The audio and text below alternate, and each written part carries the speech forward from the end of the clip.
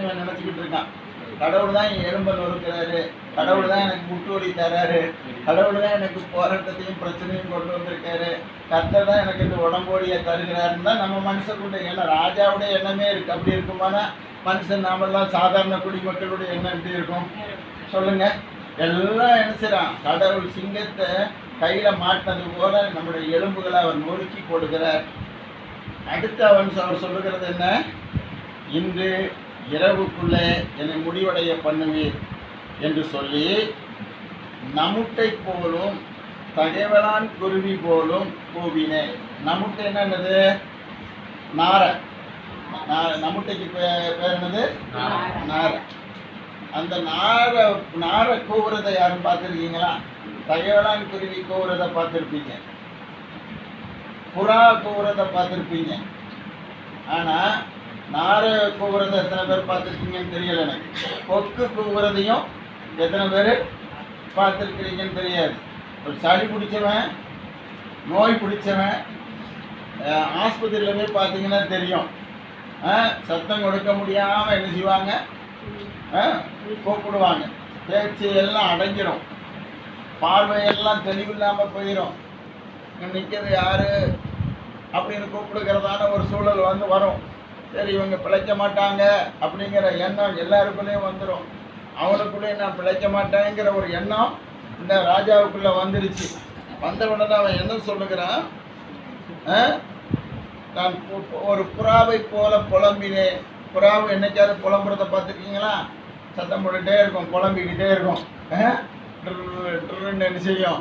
புலம்பிக்கிட்டே இருக்கும். நான் புறாவை போல புலம்பினேன்.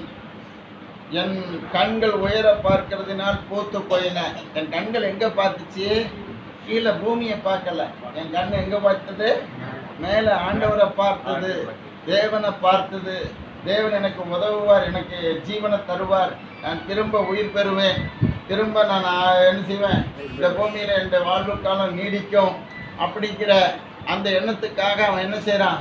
கடவுளே, என்னை இந்த ராத்திரி எடுத்துடாதையும், இந்த ராத்திரி என்னை பாதுகாத்துக்கணும், இன்னும் கொஞ்சம் காலம் நான் இந்த பூமியில் நான் இருக்கணும், எனக்கு என்ன இருக்குது, நிறைய நான் என்ன செய்யணும், செய்ய வேண்டியது இருக்குது அப்படின்னு இவன் ஏற்கனவே இந்த எசேக்கியா ராஜா 15 ஆண்டுகள் அந்த இஸ்ரவேல் நாட்டை ஆட்சி செய்து கொண்டிருக்கிறான்.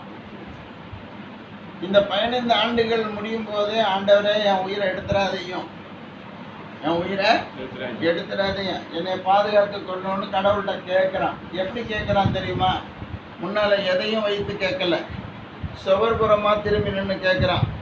அவன் என்ன செய்கிறான்? ஏசியா தீர்க்கதரிசியின் புஸ்தகம் 38ஆம் அதிகாரம் என்ன செய்கிறான்?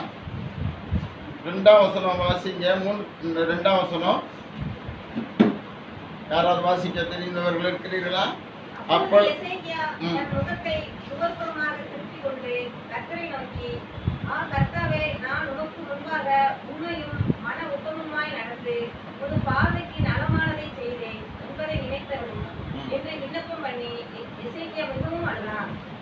என்ன செய்தான்?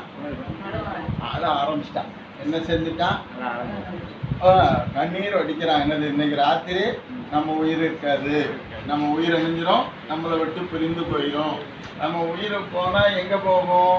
என்ன செய்ய போகுது? இந்த உலகத்தில் இருக்கிறவங்க மாதிரி தான் என் உயிரும் என்ன செய்ய போகுது? போக போகுது. அப்போ இவன் என்ன செய்கிறான்? கடவுள்கிட்ட கேட்கும்போது எப்படி ஜெபிக்கிறான்? சுவர் பக்கமாக தன்னுடைய கையை வைத்து அவன் விண்ணப்பம் பண்ணுறான். சுவர்கிட்ட திரும்பிக்கிட்டான். சுவர்கிட்ட வேறு யாரும் கிடையாது இல்லையா? சுவர்கிட்ட வேறு ஏதாவது படம் கிடம் வச்சுருந்தானா? ஒன்றும் கிடையாது. அவன் வாயை திறந்து வாயிலிருந்து ஜெபிக்கிற ஒரு ஜெபம் மட்டும்தான் சுவர் பக்கத்தில் வச்சுக்கிட்டு அவனுக்கு பிடிக்க ஒரு பேலன்ஸ் வேணும்னு என்ன செய்யலாம்? எழும்பி நின்று சுவர் பக்கம் தன் கையை வச்சு சுவரை பார்த்து ஜெபிக்கிறான். அவன் யாரை பார்த்து ஜெபித்தான்? யாரை பார்த்து விண்ணப்பம் பண்ணலாம்?